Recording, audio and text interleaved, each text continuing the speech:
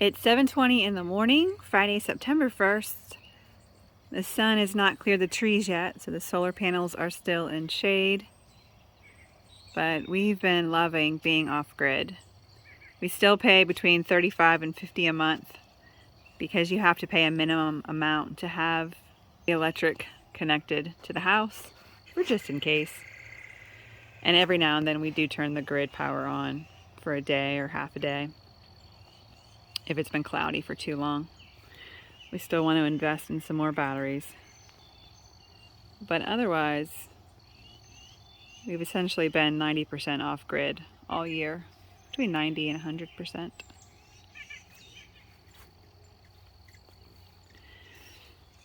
But I take a quick walk around the garden again this morning. We did some more cleanup this week. See how things are looking on this beautiful false fall Friday morning. If you don't know about false fall, here in Virginia we have actually over 10 different seasons. And false fall is when it feels really nice at the end of summer and you're happy that fall is here. But if you look on the weather app, next week we're going to be back in the upper 90s. Super hot. So that's why we call it false fall. Little Miss told me she saw a squash somewhere in here this week. I haven't seen it myself. Oh, look, there it is. It's gonna be a big white some kind of squash. So at least we'll have one to try. Good morning, Blueberry. Come here. Good morning. You ready to play with your girl? Okay. Good morning, Ginger. Come here. Come here. Leave her be. Come here, Ginger. Good morning. I know. Good morning to you. Go find your bunnies. All right, they're going to start barking now. Here's the bok choy. Peppers are still flowering. I've got a bunch off them in the last 2 weeks. Loads of spaghetti squash.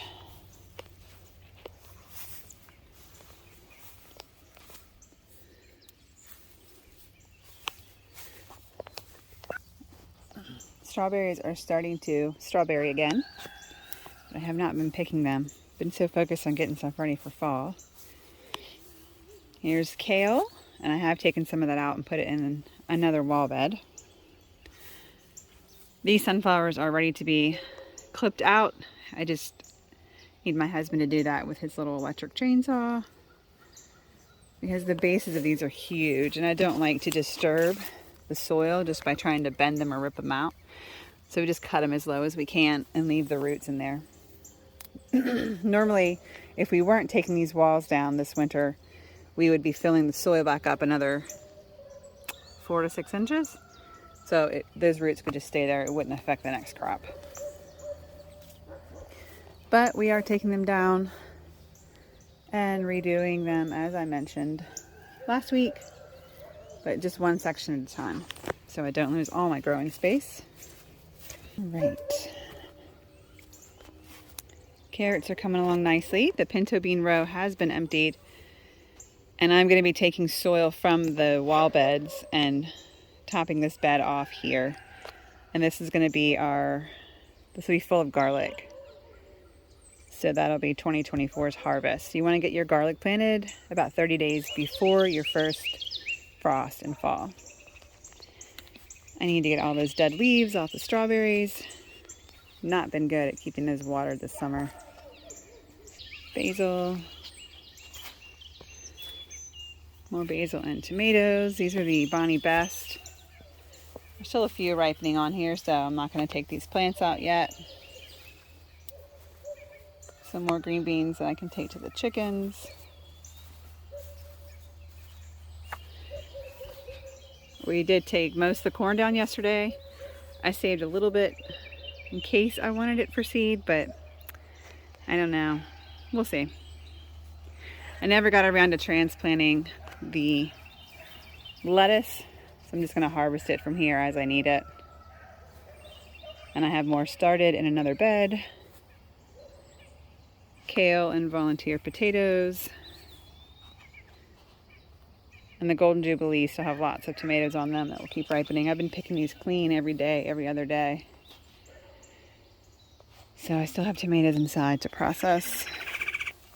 Cayenne. I don't usually grow cayenne every year because I don't need that many. So every 2 or 3 years I'll grow a couple plants, and that's enough to dehydrate and have for our purposes. And we have started shoveling dirt out of this bed. It's a kale plant we still need to rip out. This bed's just about empty. Let me spin you around. I put some broccoli in between the tomato plants there. And there's broccoli in here with some older parsley. And then I transplanted some of that broccoli in this row. I'm not very hopeful for the broccoli this fall. I don't know why. I mean, I'll be happy to get a harvest, but something about it makes me not very hopeful. That is a Bonnie Bess that was trellised there, and the weight has just pulled it down. Some of the watermelon plants are resprouting. I doubt they'll grow anything before a freeze comes. More vegetable or spaghetti squash are in this bed. And this is our third batch of corn. I'm not sure when that's going to be ready.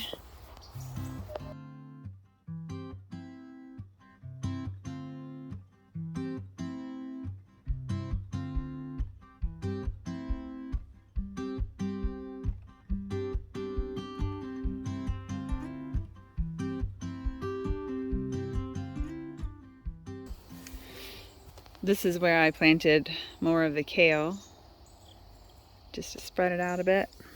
And we ripped these Roma plants out. I had to leave that one last cage there because the pumpkin vine had grown through it, and I didn't want to destroy the pumpkins that were growing.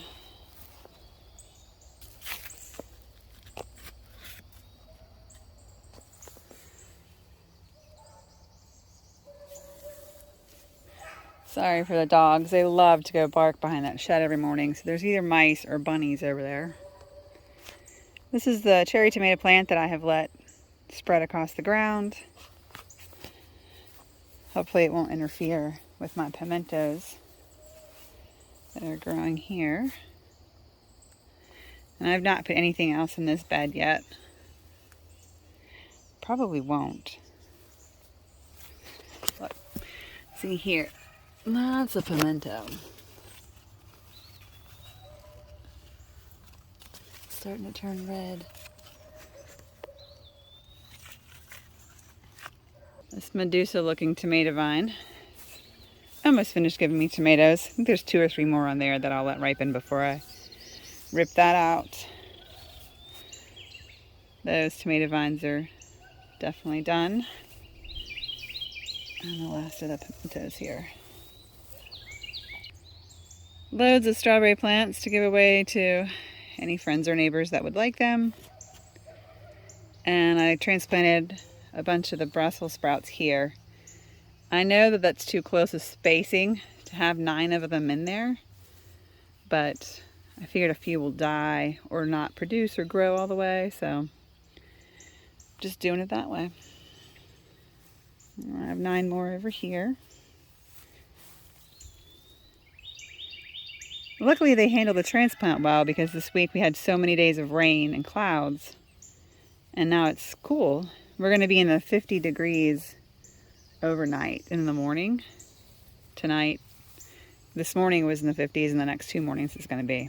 So the brassicas will love that. but they won't love getting hot again next week. I'm going to thin out these cauliflower probably after the heat of next week. I don't want to do that now and transplant them and then have them suffer again with the heat. But I have plenty of cauliflower options. Oh look, there's a sweet potato.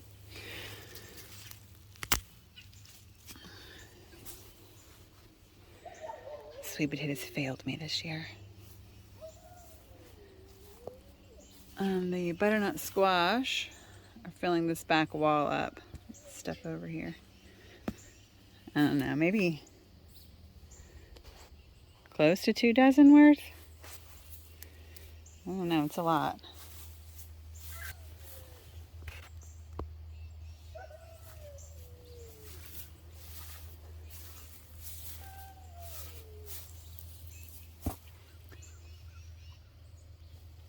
These are all my extra Brussels sprouts. I guess I'll transplant those also after the heat next week. If I'm not going to have a bunch of broccoli, might as well have a bunch of Brussels sprouts.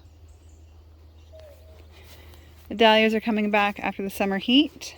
I just cut all the stems off that browned and died and fell over. So they're going to enjoy the fall. More Brussels sprouts. Alright, and here's the spinach. So, I should have 4 rows here. You can kind of see the first 3. 1, 2, 3. This close row did not come up very well, so what I'll do is take some of these that are planted too close together. Oh, that's a weed. And transplant a few of them out and fill in over here so they can get bigger. But again, I'll wait and do that after the heat next week. This bed had 5 rows. 1, 2, 3, 4, 6. They've come up sporadically, but the first 3 rows were store-bought spinach seeds, and the last 3 rows I think were mine. I have to look at the old video again to see. Carrots. This spinach did not come up well at all. I don't think I even have enough worth thinning, so I might take some from another bed if I need to, just to fill this bed in. That way it's worth covering in the winter. And again, it's the back side of the cauliflower bed. This will be the garlic bed. This one's empty so far, other than a weed, carrots. And here's the bok choy, which is very densely planted, but it'll give us lots of good leaves. And there's a pepper getting ready.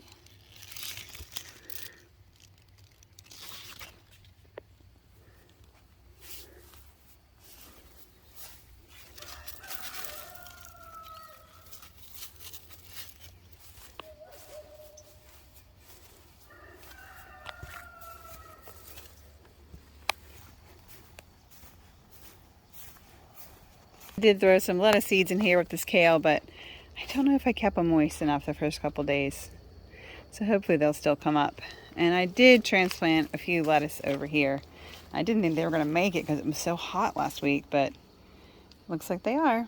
So that'll be appreciated.